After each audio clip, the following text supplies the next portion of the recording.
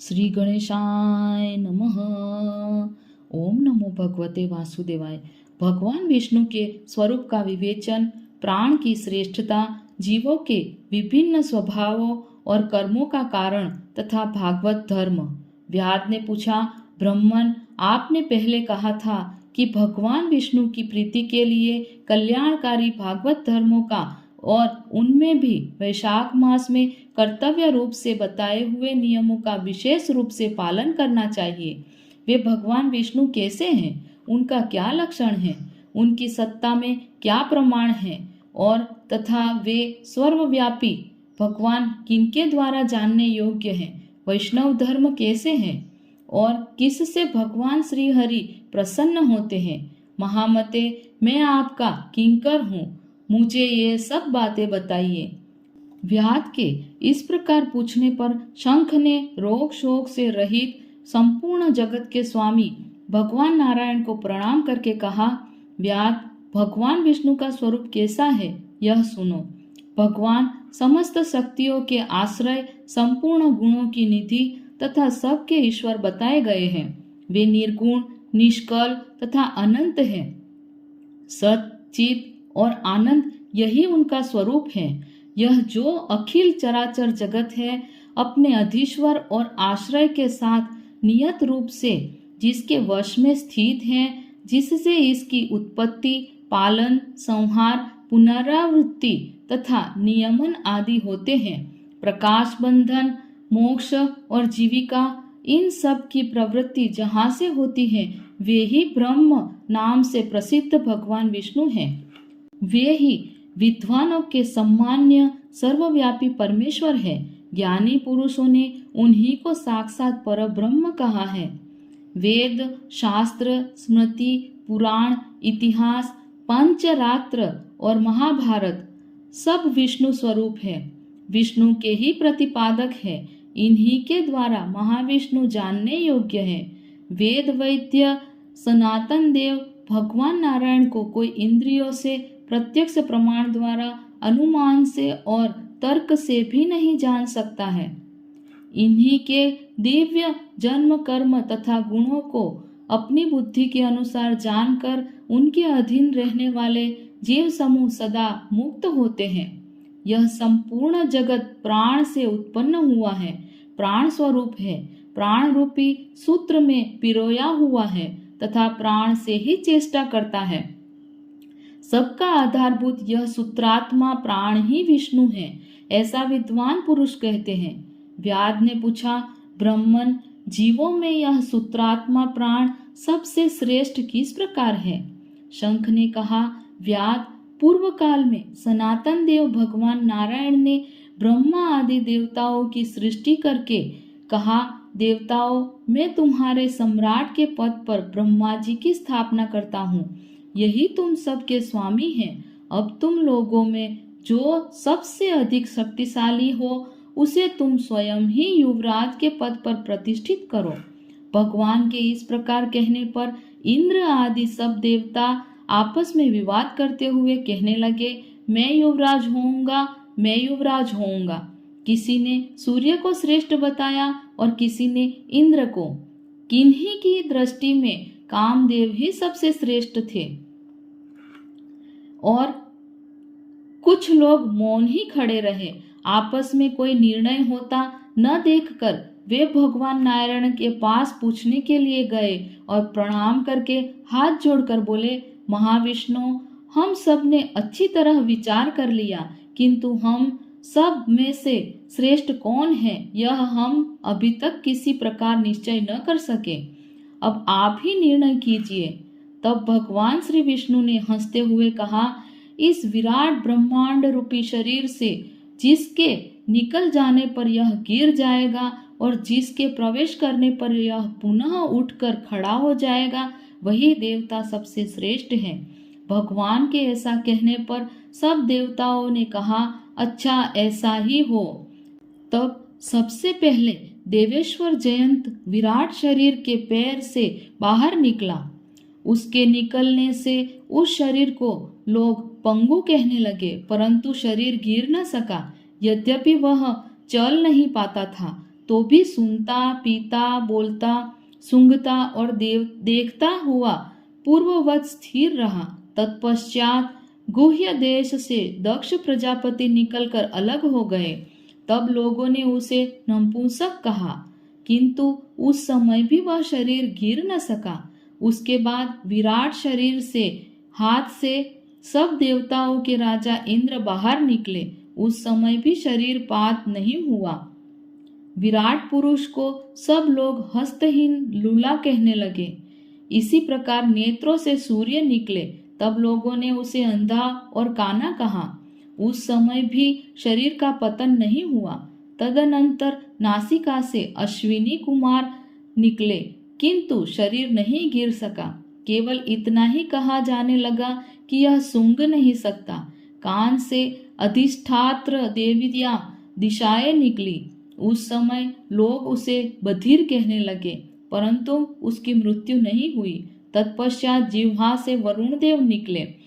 तब लोगों ने यही कहा कि यह पुरुष रस का अनुभव नहीं कर सकता, किंतु देहपात नहीं हुआ। तदनंतर वाक इंद्रिय से उसके स्वामी अग्निदेव निकले। उस समय उसे गूंगा कहा गया, किंतु शरीर नहीं गिरा। फिर अंतःकरण से बोध स्वरूप रुद्र देवता अलग हो गए। उस दशा में लोगों ने उसे जड़ कहा, किंतु शरीरपात नहीं हुआ। सबके अंत में उस शरीर से प्राण निकला। तब लोगों ने उसे मरा हुआ बतलाया। इससे देवताओं मन में बड़ा विस्मय हुआ। वे बोले, हम लोगों में से जो भी इस शरीर में प्रवेश करके इसे पूर्ववत उठा देगा, जीवित कर देगा, वही युवराज होगा। ऐसी प्रतिज्ञा करके सब क्रमशः उस शरीर में प्रवेश करने लगे। जयंत ने पैरों में प्रवेश किया, किंतु वह शरीर नहीं उठा। प्रजापति दक्ष ने गुह्य इंद्रियों में प्रवेश किया, फिर भी वह शरीर नहीं उठा। इंद्र ने हाथ में, सूर्य ने नेत्रों में, दिशाओं ने कान में, वरुण देव ने जिह्वा में, अश्विनी कुमार ने नासिका में, अग्नि ने वाक इंद्रिय में तथा रुद्र ने अंतःकरण में प्रवेश किया, किंतु वह शरीर नहीं उठ पाया। सबके अंत में प्राण ने प्रवेश किया। तब वह शरीर उठकर खड़ा हो गया। तब देवताओं ने प्राण को ही सब देवताओं में श्रेष्ठ निश्चित किया। बल, ज्ञान, धैर्य, वैराग्य और जीवन शक्ति में प्राण को ही सर्वाधिक मानकर देवताओं ने उसी को युवराज पद पर अभिषिक्त किया। इस उत्कृष्ट स्थिति के कारण प्राण को उक्त कहा गया है।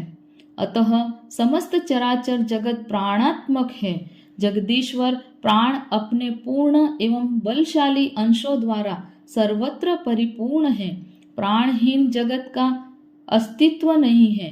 प्राणहीन कोई भी वस्तु बुद्धि को नहीं प्राप्त होती।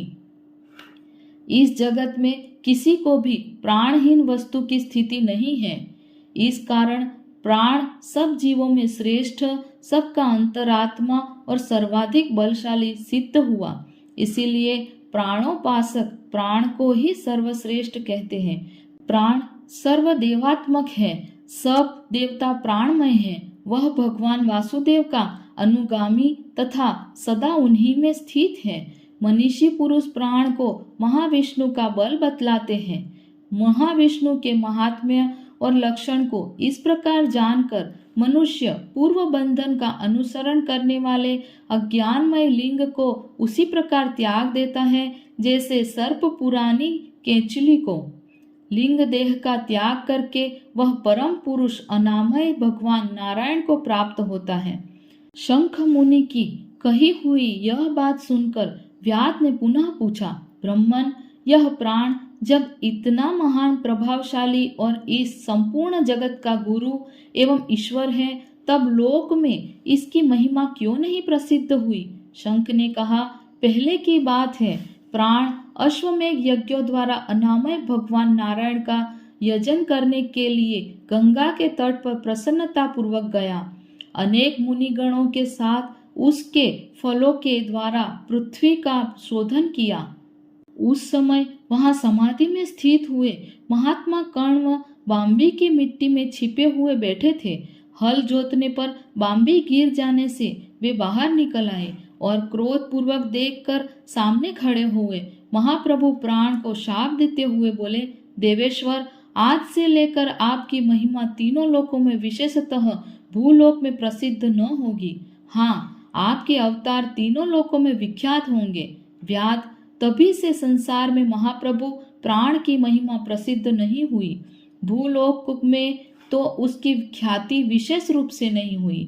व्याध ने पूछा, महामते, भगवान विष्णु के रचे हुए करोड़ों एवं सहस्त्रों सनातन जीव नाना मार्ग पर चलते और भिन्न भिन्न कर्म करने वाले क्यों दिखाई देते हैं? इन सब का एक सा स्वभाव क्यों नहीं है? यह सब विस्तार पूर्वक बतलाइए। शंख ने कहा, रजोगुण, तमोगुण और सत्व गुण के भेद से 3 प्रकार के जीव समुदाय होते हैं। उनमें राजस स्वभाव वाले जीव राजस कर्म, तमोगुणी जीव तामस कर्म तथा सात्विक स्वभाव वाले जीव सात्विक कर्म करते हैं। कभी कभी संसार में इनके गुणों में विषमता भी होती है। उसी से वे ऊंच और नीच कर्म करते हुए तदनुसार फल के भागी होते हैं। कभी सुख, कभी दुख और कभी दोनों ही ये मनुष्य गुणों की विषमता से प्राप्त करते हैं। प्रकृति में स्थित होने पर जीव इन तीनों गुणों से बंधते हैं। गुण और कर्मों के अनुसार उनके कर्मों का भिन्न भिन्न फल होता है।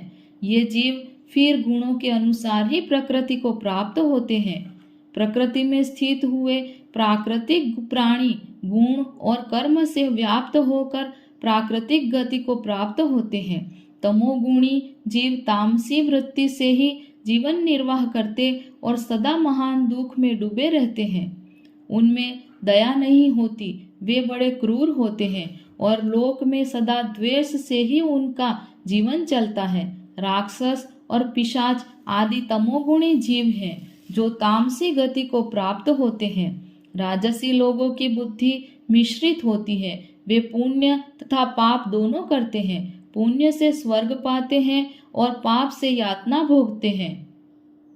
इसी कारण ये मंदभाग्य पुरुष बार बार इस संसार में आते जाते रहते हैं। जो सात्विक स्वभाव के मनुष्य हैं वे धर्मशील, दयालु, श्रद्धालु, दूसरों के दोष न देखने वाले तथा सात्विक वृत्ति से जीवन निर्वाह करने वाले होते हैं। इसीलिए भिन्न भिन्न कर्म करने वाले जीवों के एक दूसरे से पृथक अनेक प्रकार के भाव हैं। उनके गुण और कर्म के अनुसार महाप्रभु विष्णु अपने स्वरूप की प्राप्ति कराने के लिए उनसे कर्मों का अनुष्ठान करवाते हैं। भगवान विष्णु पूर्ण काम है। उनमें विषमता और निर्दयता आदि दोष नहीं है। वे समभाव से ही सृष्टि पालन और संहार करते हैं। सब जीव अपने गुण से ही कर्म फल के भागी होते हैं। जैसे माली बगीचे में लगे हुए सब वृक्षों को समान रूप से सींचता है और एक ही कुएं के जल से सभी वृक्ष पलते हैं, तथापि वे पृथक पृथक स्वभाव को प्राप्त होते हैं। बगीचा लगने वाले में किसी प्रकार विषमता और निर्दयता का दोष नहीं होता है। देवाधिदेव भगवान विष्णु का एक निमेष ब्रह्मा जी के एक कल्प के समान माना गया है। ब्रह्म कल्प के अंत में देवाधिदेव शिरोमणि भगवान विष्णु का उन्मेष होता है, अर्थात वे आंख खोलकर देखते हैं। जब तक निमेष रहता है तब तक प्रलय है। निमेष के अंत में भगवान अपने उदर में स्थित संपूर्ण लोकों की सृष्टि करने की इच्छा करते हैं। सृष्टि की इच्छा होने पर भगवान अपने उदर में स्थित हुए अनेक प्रकार के जीव समूहों को देखते हैं। उनकी कुक्षी में रहते हुए भी संपूर्ण जीव उनके ध्यान में स्थित होते हैं, अर्थात कौन जीव कहाँ किस रूप में है इसकी स्मृति भगवान को सदा बनी रहती है। भगवान विष्णु चतुर्व्यूह स्वरूप है। वे उन्मेष काल के प्रथम भाग में ही चतुर्व्यूह रूप में प्रकट हो व्यूहगामी वासुदेव स्वरूप से महात्माओं में से किसी को सायुज्य साधक तत्व ज्ञान, किसी को सारूप्य, किसी को सामीप्य और किसी को सालोक्य प्रदान करते हैं। फिर अनिरुद्ध मूर्ति के वश में स्थित हुए संपूर्ण लोकों को वे देखते हैं। देखकर उन्हें प्रद्युम्न मूर्ति के वश में देते हैं। और सृष्टि करने का संकल्प करते हैं।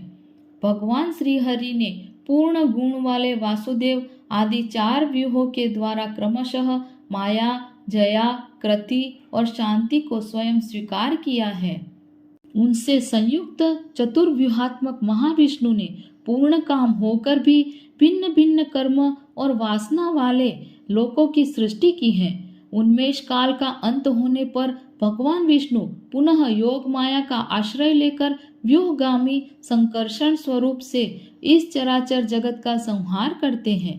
इस प्रकार महात्मा विष्णु का यह सब चिंतन करने योग्य कार्य बताया गया है, जो ब्रह्मा आदि योग से संपन्न पुरुष के लिए भी अचिंत्य एवं दुर्विभाव्य है। व्याध ने पूछा, मुने, भागवत धर्म कौन कौन से हैं और किन के द्वारा भगवान विष्णु प्रसन्न होते हैं? शंख ने कहा, जिससे अंतःकरण की शुद्धि होती है, जो साधु पुरुषों का उपकार करने वाला है तथा जिसकी किसी ने भी निंदा नहीं की है, उसे तुम सात्विक धर्म समझो। वेदों और स्मृतियों में बताए हुए धर्म का आदि निष्काम भाव से पालन किया जाए तथा वह लोक से विरुद्ध न हो, तो उसे भी सात्विक धर्म जानना चाहिए। वर्ण और आश्रम विभाग के अनुसार जो 4 प्रकार के धर्म हैं, वे सभी नित्य, नैमित्तिक और काम्य भेद से 3 प्रकार के माने गए हैं। वे सभी अपने अपने वर्ण और आश्रम के धर्म जब भगवान विष्णु को समर्पित कर दिए जाते हैं, तब उन्हें सात्विक धर्म जानना चाहिए। वे सात्विक धर्म ही मंगलमय भागवत धर्म है। अन्य देवताओं की प्रीति के लिए सकाम भाव से किए जाने वाले धर्म राजस माने गए हैं। यक्ष, राक्षस, पिशाच आदि के उद्देश्य से किए जाने वाले लोक निष्ठुर हिंसात्मक निंदित कर्मों को तामस धर्म कहा गया है। जो सत्व गुण में स्थित हो, भगवान विष्णु को प्रसन्न करने वाले शुभ कारक सात्विक धर्मों का सदा निष्काम भाव से अनुष्ठान करते हैं, वे भागवत विष्णु भक्त माने गए हैं। जिनका चित्त सदा भगवान विष्णु में लगा रहता है, जिनकी जिह्वा पर भगवान का नाम है और जिनके हृदय में भगवान के चरण विराजमान हैं, वे भागवत कहे गए हैं। जो सदाचार पारायण, सबका उपकार करने वाले और सदैव ममता से रहित है, वे भागवत माने गए हैं। जिनका शास्त्र में, गुरु में और सत्कर्मों में विश्वास है तथा जो सदा भगवान विष्णु के भजन में लगे रहते हैं, उन्हें भागवत कहा गया है। उन भगवत भक्त महात्माओं को जो धर्म नित्य मान्य है, जो भगवान विष्णु को प्रिय है तथा वेदों और स्मृतियों में जिनका प्रतिपादन किया गया है, वे ही सनातन धर्म माने गए हैं। जिनका चित्त विषयों में आसक्त है, उनका सब देशों में घूमना, सब कर्मों को देखना और सब धर्मों को सुनना कुछ भी लाभकारक नहीं है। साधु पुरुषों का मन साधु महात्माओं के दर्शन से पिघल जाता है। निष्काम पुरुषों द्वारा श्रद्धा पूर्वक जिनका सेवन किया जाता है तथा जो भगवान विष्णु को सदा ही प्रिय है, वह भागवत धर्म माना गया है। भगवान विष्णु ने क्षीर सागर में सबके हित की कामना से भगवती लक्ष्मी जी को दही से निकाले हुए मक्खन की भांति सब शास्त्रों के सारभूत वैशाख धर्म का उपदेश किया है। जो दंभ रहित होकर वैशाख मास के व्रत का अनुष्ठान करता है, वह सब पापों से रहित हो सूर्यमंडल को भेद कर भगवान विष्णु के योग दुर्लभ परम धाम में जाता है। इस प्रकार द्विज श्रेष्ठ संघ के द्वारा भगवान विष्णु के प्रिय वैशाख मास के धर्मों का वर्णन होते समय वह 5 शाखाओं वाला वट वृक्ष तुरंत ही भूमि पर गिर पड़ा। उसके खोखले में एक विकराल अजगर रहता था। वह भी पाप योनिमय शरीर को त्याग कर तत्काल दिव्य स्वरूप हो मस्तक झुकाए शंख के सामने हाथ जोड़कर खड़ा हो गया। ओम नमो भगवते वासुदेवाय।